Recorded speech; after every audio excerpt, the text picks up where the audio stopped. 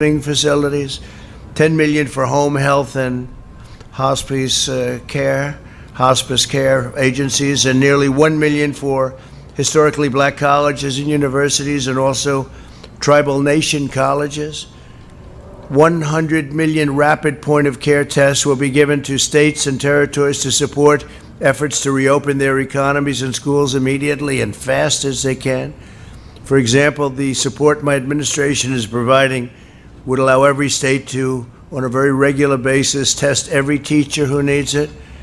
This continues our critical effort to use testing to protect high-risk communities.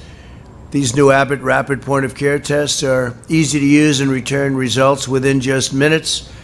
You'll have a result at a maximum 15 minutes. No machine is required to process them. So in the old days when we just started this, you remember we'd go out and we'd have to find these massive laboratories with tremendously expensive equipment. Now we're down to something that you'll see that is really from a different planet.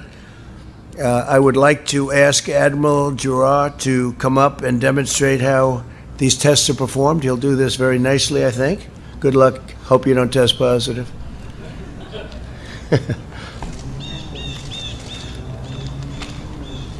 So thank you, Mr. President. As of today, the nation has performed over 111 million tests for the virus causing COVID. On 13 separate days, we have achieved tests over 1 million per day, and our average test numbers are now approximately 920,000 per day. We are now at an inflection point in testing. We now have available on average 3 million tests per day, not counting pooled testing, which could multiply that number several-fold. Nearly half of our current tests are rapid point of care. All of the actions of your administration, including aggressive use of multiple titles of the DPA, hundreds of millions of dollars in HHS and DoD investments, and regulatory flexibility, including over 200 FDA emergency use authorizations, CLIA enforcement discretion, and application of the PrEP Act, have led us to this inflection point, which brings us why we're here today.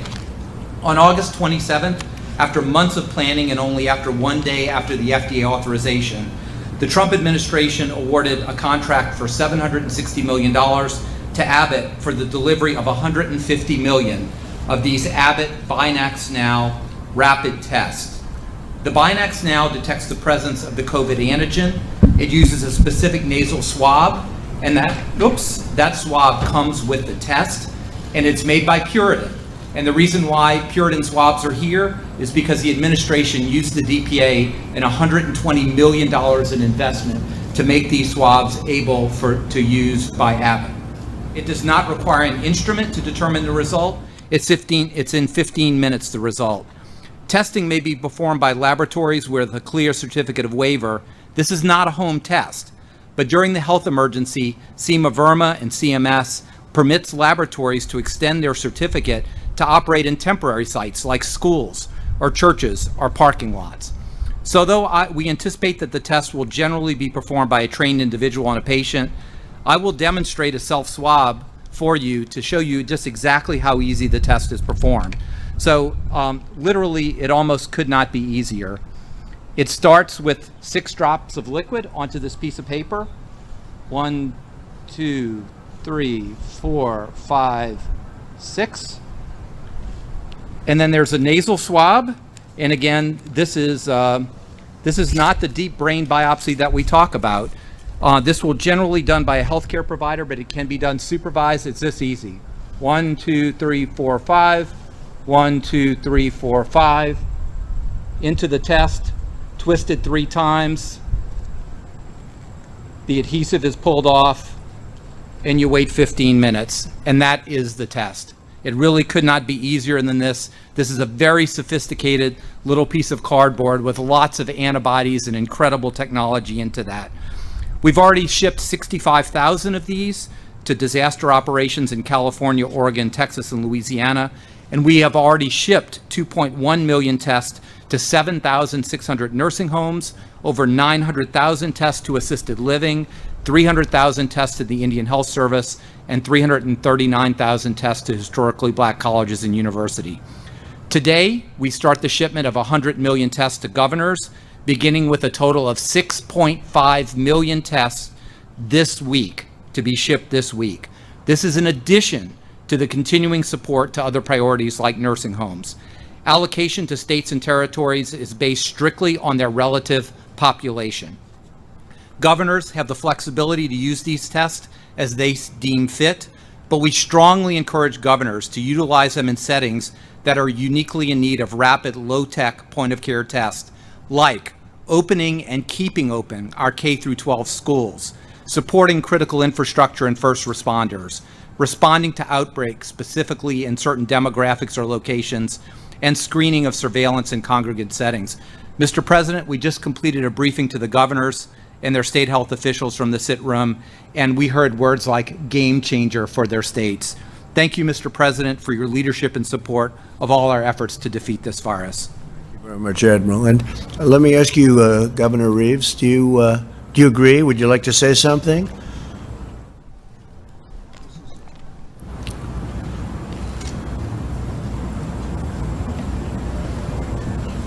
Thank you, Mr. President, for your leadership through this pandemic and through this crisis.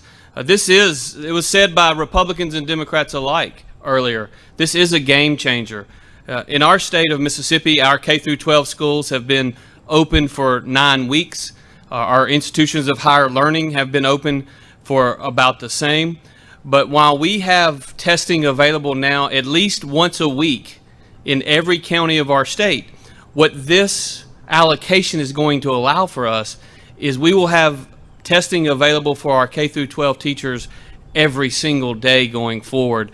And the thing that we know is that kids learn, and Secretary DeVos knows this so well, kids learn so much better when they're in the classroom than when they're doing distance learning or a hybrid. And while we have 75 to 80% of our kids back in the classroom, we want to get 100% of our kids back in the classroom. It is also critically important, Mr. President, your decision to allocate on the front end to the historically black colleges and universities means the world to Mississippi. Our larger institutions have the financial resources to provide testing, but in Mississippi with Jackson State University and Alcorn State University and Mississippi Valley State University, 3 of our 8 institutions of higher learning will get an allocation of these tests, and it's going to make a difference. And kids all across our state are going to be better served because of it. And I want to personally thank you on behalf of the residents of Mississippi for doing this, Mr. President. Thank you. Thank you very much. Thank you, Ted. Great job. In a short period of time, my administration has built the most advanced testing system in the world. There's never been anything like this. When the pandemic struck, there were 0 tests for the China virus, but we've marshaled all of America's resources to achieve these unparalleled capabilities. We slashed red tape and approved emergency use authorizations for 243 type of tests. That's how many tests we have. I invoked the Defense Production Act and related authorities more than 100 times and distributed $171 million to expand testing production. We've done nearly twice as much testing per capita as France, Italy, and Germany, and over 6 times more testing per capita than South Korea. We've done far more than any other country, usually times 2, 3, 4, 5, or 6. We've performed nearly 40 million more tests than India, and by the end of next month, we will have over 100 million tests available in the market. More than half will be point-of-care tests. Those are the quick ones, and they're really the ones that have the best impact, with the results in less than 15 minutes. We've also prioritized resources for the most vulnerable, including nursing home residents. We delivered rapid testing devices to nearly 14,000 certified nursing homes. We opened over 1,000 community testing sites in low-income communities. Nobody could have done this. We invested an unprecedented $8 billion to help tribal communities have the tests and resources they need to combat the virus. And it's important to remember that as younger and healthier people return to work, and as we massively increase testing capacity, we will identify more cases and asymptomatic individuals in low-risk populations. This should not cause undue alarm. The total number of cases is not the full metric of success. hospitalization capacity and mortality rates are far more instructive metrics. As we do more tests, you're going to have automatically more cases. We are relentlessly focused on protecting the vulnerable while enabling healthy Americans to go back to work. We can do both, as Florida, Arizona, and other states have recently shown. Over the last 8 weeks, hospitalizations have declined by 48%, and they've just reached the lowest point since March. It's a long time ago. Due to advances in treatment, the fatality rate has fallen 85% since April. Our excess mortality has been considerably lower than comparable countries. Excess mortality compares total deaths during a pandemic to what we would be expected in a normal year. This is a critical measurement because it includes undetected China virus deaths along with deaths resulting from lockdowns. And lockdowns can be very harmful. And we have too many states that are locked down right now. The governors are, nobody knows what the governors are doing, actually. Europe has experienced a 50% greater excess mortality rate during the virus than the U.S., and their economic contraction has been far more severe. Under Operation Warp Speed, my administration is on track to deliver a safe and effective vaccine in record time. We're doing very well with the vaccines, as most of you know. 4 vaccines are now in the final stage of trials. The day the vaccine is approved by the FDA, we'll begin distributing it within 24 hours with hundreds of millions of doses to follow very quickly. We're all set to go. We're all ready, and logistically, we have the military lined up, and some incredible people are just waiting to have it. Over 100 million doses will be available before the end of the year. We will defeat the virus, and we will end the pandemic. And next year will be one of the greatest years in our history, and we think it's going to be a very exciting period of time. With that, I'd like to ask Mike to say a few words, because you just left a task force meeting. Vice President Mike Pence.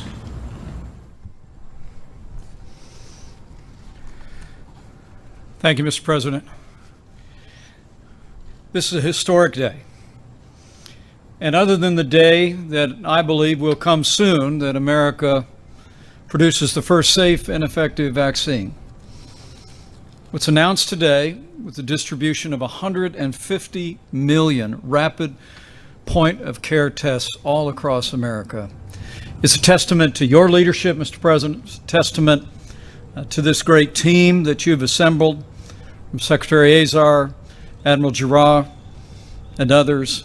It's a testament to the partnership that we forged with governors like Governor Reeves all across America. And it's a testament to great companies like Abbott Laboratories and the thousands of employees who, Mr. President, I know have literally worked around the clock since those early days in this pandemic, when you brought in the greatest research companies in America and said that we need medicines known as therapeutics, we need a vaccine for America, but you also challenged them to develop a rapid point-of-care test that could be distributed all across America and enable us to more effectively slow the spread, flatten the curve, protect the vulnerable, and save lives. And Mr. President, today's announcement is really emblematic of the public-private partnership that you forged from the early days of this pandemic. As you said, we met today with the nation's governors. The White House Coronavirus Task Force completed our 38th conference call with America's governors. But all along the way, from our very first meeting, you made it clear that we'd spare no expense of the federal government. The full resources of the federal government you made available to put the health of America first. But you also challenged us, and you challenged American industry to bring the full power and innovation of the American economy to bear on this moment. And whether it be PPE, where we forged a partnership to see to the delivery and the manufacture of hundreds of millions of personal protective equipment, whether it be how we started with 15,000 ventilators in the Strategic National Stockpile, and today in partnership with GE Healthcare, Ford, and General Motors, we have over 150,000 ventilators in the Strategic National Stockpile. Whether it be the extraordinary progress on therapeutics, remdesivir, convalescent plasma that are literally saving lives, or whether it be, as you reflected, Mr. President, on our steady progress toward achieving a safe and effective vaccine before the end of this year. It's been that public-private partnership that you've led that's made these advances possible. And on testing, the American people really deserve to know that when we began, as you said, Mr. President, it was literally a standing start. We didn't have information on the coding of the coronavirus until mid-February. But America's CDC labs and public health labs did their level best. And by the end of February, we'd done less than 10,000 coronavirus tests. But as you just announced a few moments ago, last week we cleared 100 million tests all across the country. It's extraordinary. We have the capacity to do 3 million tests a day. It's a testament to American innovation and the leadership that you've provided. Also, Mr. President, we've delivered to nearly 14,000 nursing homes in America point-of-care tests already that are making it possible for us to really keep focus on the most vulnerable. As you know, only 8% of those who have contracted the coronavirus are in nursing homes, but 40% of those that have lost their life have been in nursing homes. And so we've surged those resources and surged them to vulnerable populations. But with the announcement today of this Abbott Laboratories BinaxNOW test, we began a process first announcing 50 million tests to go to our vulnerable communities, to go to minority communities, to Indian Health Services. But as we told all the nation's governors today, we begin the process this week of distributing 100 million tests to each state and territory in the country free of charge, so they can begin to deploy those tests on the priorities that the state has set. But Mr. President, given the extraordinary capacity that we have in testing today, we expressed a hope to all the governors today that they would particularly use these Abbott Binax tests to open up America's schools and to keep them open. And we heard about the enthusiasm of governors from both sides of the aisle about what this test will mean in helping to process the testing that will get our kids into school and keep our kids in school. And Mr. President, let me just close by saying we've passed through a challenging time in the life of this nation in 2020, and our hearts, and I know your heart, is with all the families that have suffered loss. But as you said, the cases are declining. Hospitalizations have been declining dramatically, particularly in the Sun Belt. In Louisiana, where not long ago 50 parishes had more than 10% positivity rate, now only 3 parishes are testing positive over 10%. Arizona was testing 20% positivity rate. Now it's less than 4% consistently. But with cases and positivity rising in 10 states, in the Midwest and the Near West, and with this historic advance in testing that's being distributed, 150 strong around the country, Mr. President, the American people should anticipate that cases will rise in the days ahead. But as we more readily identify those who've contracted the coronavirus, the American people can be confident because of this extraordinary and historic public and private partnership that you've forged, because of this whole of government approach. We're ready. As we proved through the outbreak in the Sun Belt this summer, we'll make sure that any community, any state that's impacted with rising cases, any school that's impacted will have the PPE, will have the supplies, will have the medicines.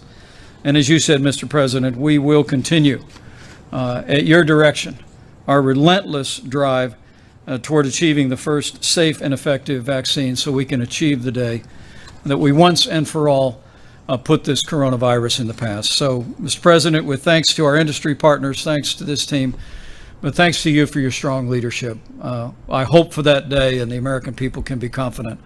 We will not rest, we will not relent until we put this coronavirus in the past. Thank you very much, Mike. Scott Atlas, would you say a few words, please, as to how we're doing and where you see us going, please?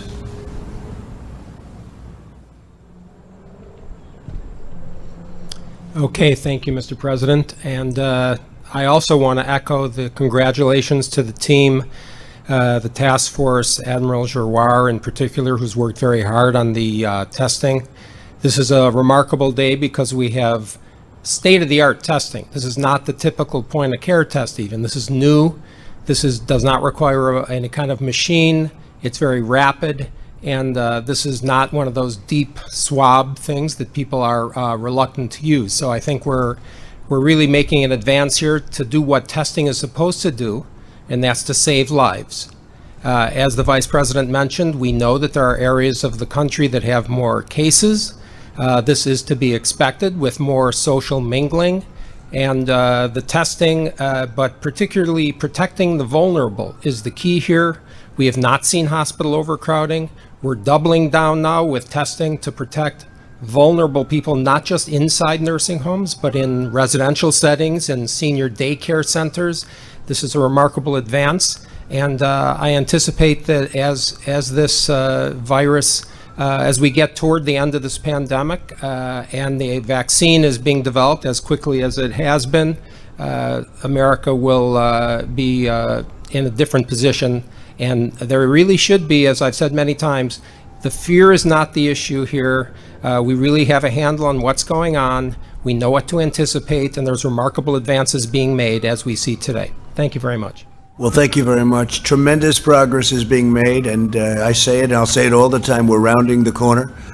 And very importantly, vaccines are coming, but we're rounding the corner regardless.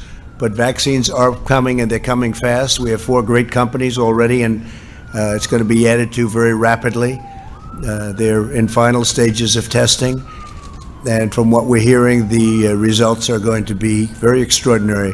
So thank you very much. I appreciate it. And thank you very much. Great job by Abbott. Right from the beginning, great job by Abbott. Thank you. Thank you very much, everybody. Thank you.